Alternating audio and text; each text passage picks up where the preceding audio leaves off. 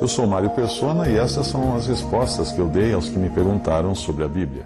Você me pergunta se eu não vou protestar contra um certo vídeo de humor que desdenha da pessoa do meu Salvador.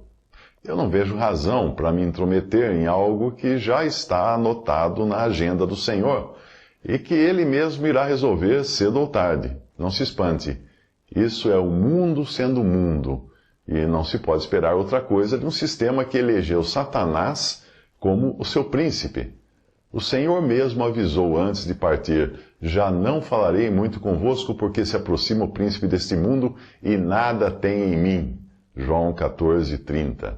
Quando o Senhor esteve aqui, não fizeram nenhum vídeo de humor especial de Natal, e nem existia Netflix ou outras produtoras e apresentadoras. Ao contrário, ele foi forçado a ser o protagonista da maior barbárie já cometida pela humanidade, a condenação e morte do Filho de Deus, o Criador de todas as coisas. Criador das árvores, até as minas de ferro que forneceram madeira para a cruz e metal para os cravos que pregaram nas suas mãos. Eu não posso deixar de pensar na historinha das 3 árvores que eu costumava contar para os meus filhos e também na escola dominical para as crianças. As árvores viviam na floresta, tinham grandes expectativas para o futuro. A primeira queria que a sua madeira fosse transformada no berço de um príncipe. A segunda, no púlpito de um grande pregador. E a terceira, no trono de um rei. Qual não foi a decepção delas quando a primeira virou uma rústica manjedoura para servir de comedouro de animais? Da segunda foi feito um simples barco de pescadores que cheirava a peixe o tempo todo. E a terceira, considerada pelos lenhadores imprestável para qualquer boa obra, de marcenaria pelo menos, foi largada num canto até ser usada como a cruz de suplício e morte de um malfeitor. Eu nem preciso dizer que você já leu tudo isso nos evangelhos. E aconteceu que, estando eles ali, se cumpriram os dias em que ela, Maria, havia de dar à luz, e deu à luz o seu filho primogênito, e envolveu-o em panos, e deitou-o numa manjedoura, porque não havia lugar para eles na estalagem. Lucas 2, 6-7. Tendo Jesus saído de casa, naquele dia, estava sentado junto ao mar, e ajuntou-se muita gente ao pé dele, de sorte que, entrando num barco, se assentou, e toda a multidão estava em pé na praia. E falou-lhes de muitas coisas por parábolas, dizendo: Eis que o semeador saiu a semear. Mateus 13, de 1-3. E levando ele às costas a sua cruz, saiu para o lugar chamado Caveira, que em hebraico se chama Gólgota, onde o crucificaram, e com ele outros 2, um de cada lado, e Jesus no meio. E Pilatos escreveu também um título e pô-lo em cima da cruz. E nele estava escrito: Jesus Nazareno, o Rei dos Judeus. João 19, 17-19. Desde que foi filmada aquela cena, o mundo não mudou nem um pouco. Os que se sentem ofendidos com algum filme zombando de Jesus podem nem estar pensando na ofensa contra o Senhor, mas contra a própria fé. Querem defender o seu brio. O que mais se escuta é dizerem que não se pode fazer humor com a fé das pessoas. Diferentes religiões reagem de maneiras diferentes contra os que zombam da sua fé, desde protestos pacíficos até execução e morte dos envolvidos. Anos atrás, o escritor britânico nascido na Índia e de família muçulmana, Salman Rushdie, foi jurado de morte pelo mundo islâmico. O Ayatollah Khomeini, que era o líder do Irã na época, emitiu uma fatwa, ou decreto, ordenando a sua execução por apostasia e blasfêmia contra o Islão, crimes que, de acordo com a Sharia, são puníveis com a morte. O massacre ocorrido em 2015 na redação da revista francesa de humor Charlie Hebdo foi outra reação violenta contra os que zombavam da fé islâmica. Terroristas islâmicos metralharam desenhistas, redatores, policiais, causando a morte de 12 pessoas. Em todo o mundo aconteceram protestos, e quem vendeu camisetas com a frase "Je suis Charlie" ganhou um bom dinheiro. A revista também foi beneficiada com 1 milhão de euros do governo francês e 250 mil de um fundo financiado pela Google. Se no mundo islâmico muita gente sentiu-se ultrajada e com gosto de sangue na boca, no mundo ocidental a mensagem dada à revista e ao mundo foi a seguinte: continuem a fazer o que estão fazendo, que bancamos vocês. Portanto, não seja ingênuo indo na onda dos protestos, porque a sua avaliação pode estar sendo rasa demais para entender tudo o que está envolvido. Pode ter certeza de que muitos clérigos, políticos e outros estão capitalizando em cima desse protesto todo. No mundo cristianizado, menos radical que em terras islâmicas, não faltarão aqueles que até gostariam de voltar aos tempos do olho por olho, dente por dente, mão por mão, pé por pé, queimadura por queimadura, ferida por ferida, golpe por golpe, que ensina Êxodo 21, 24 a 25. São pessoas que gostariam de atropelar as emendas à lei mosaica feitas pelo próprio Senhor e autor dos mandamentos.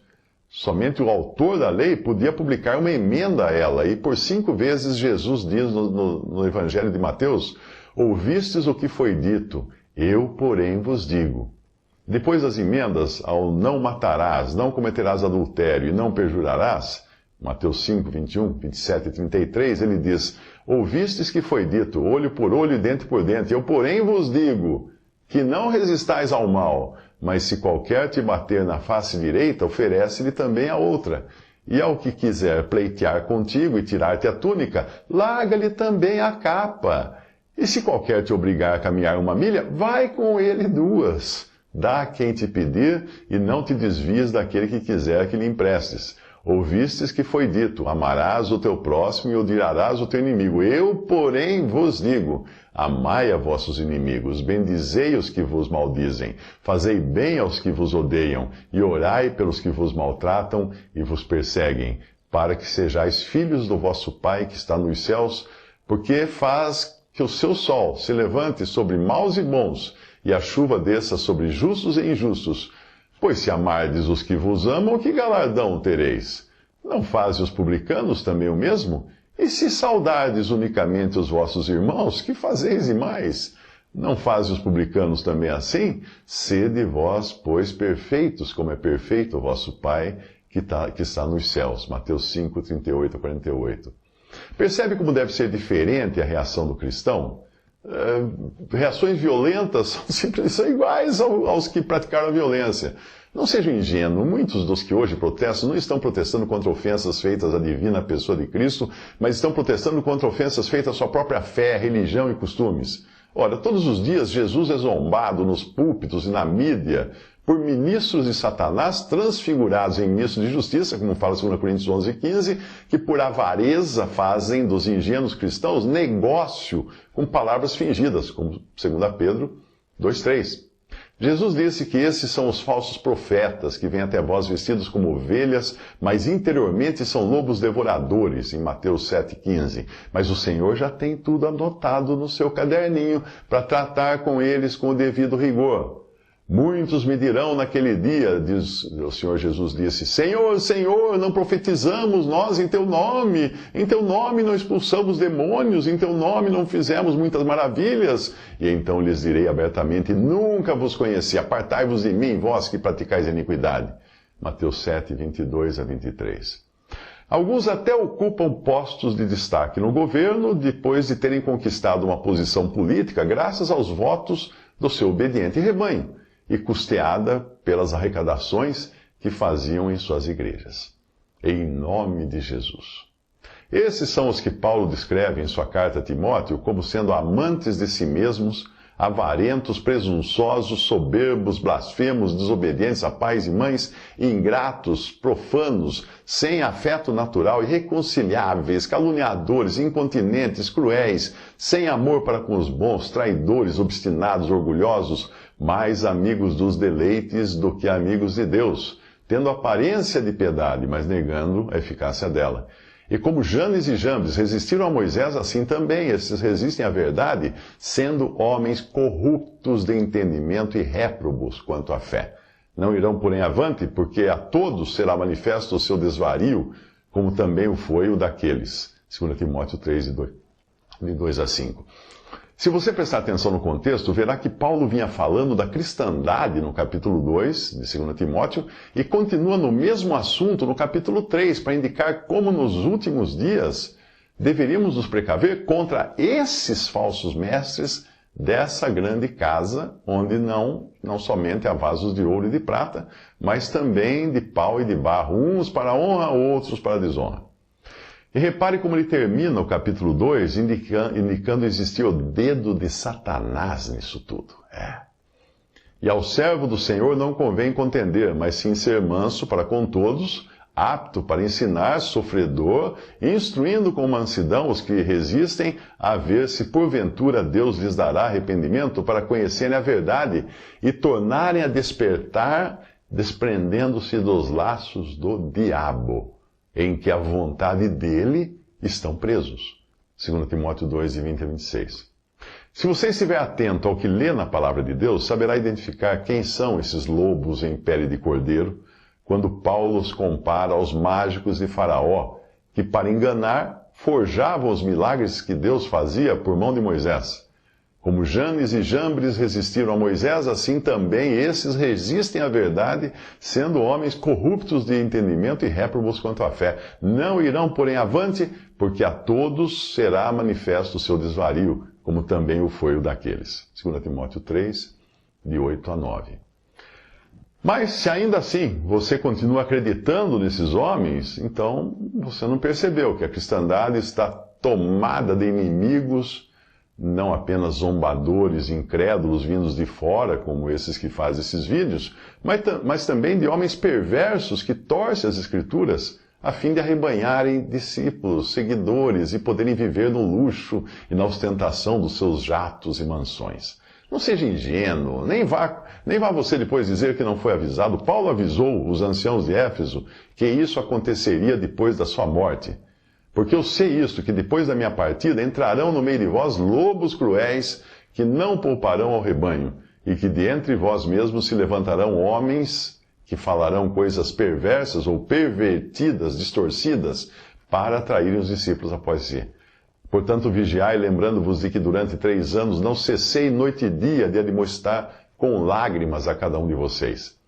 Agora, pois, irmãos, encomendo-vos a Deus e à palavra da sua graça, a Ele que é poderoso para vos edificar e dar herança entre todos os santificados. De ninguém cobicei a prata, nem o ouro, nem o vestuário. Sim, vós mesmos sabeis que para o que me era necessário, a mim e aos que estão comigo, estas mãos me serviram.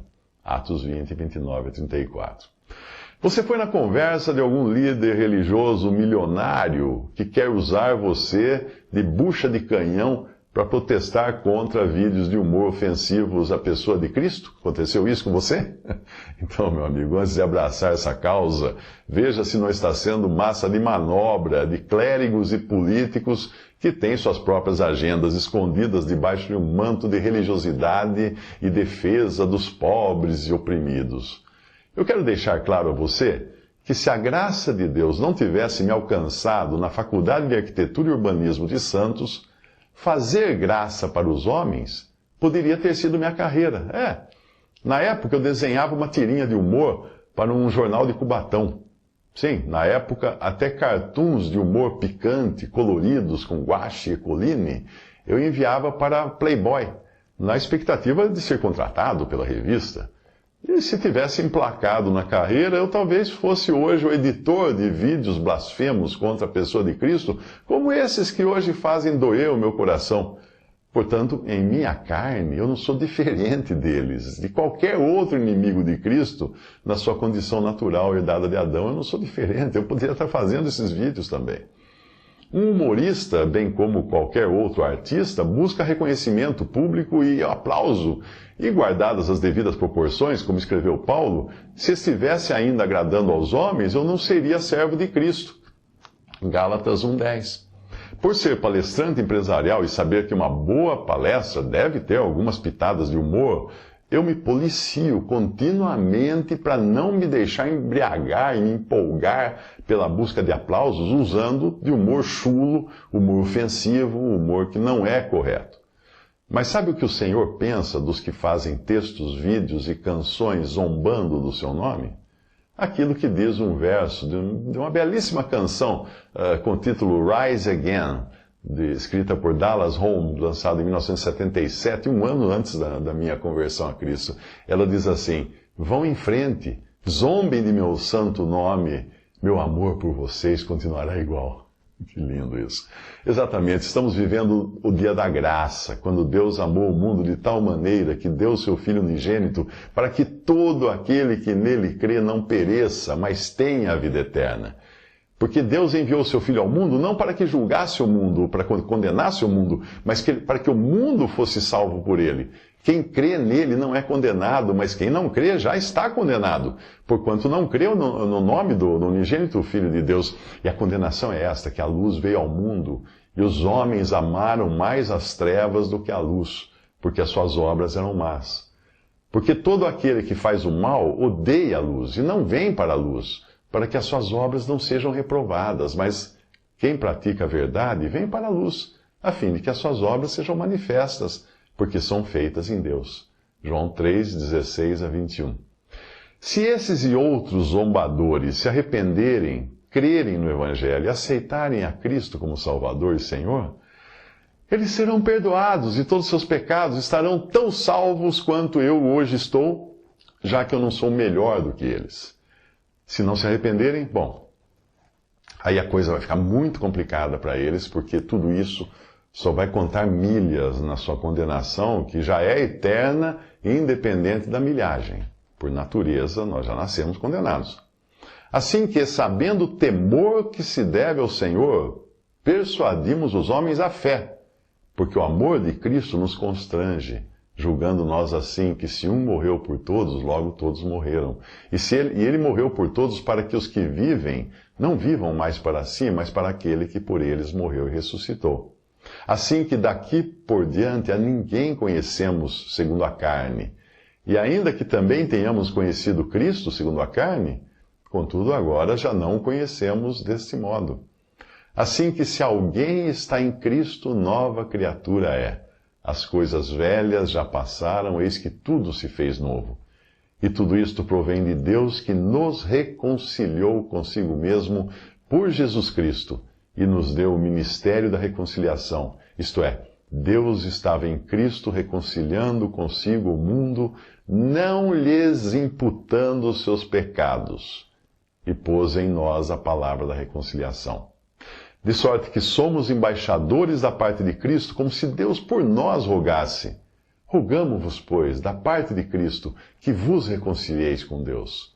Àquele que não conheceu o pecado, o fez pecado por nós, para que nele fôssemos feitos justiça de Deus. 2 Coríntios 5, de 11 a 21.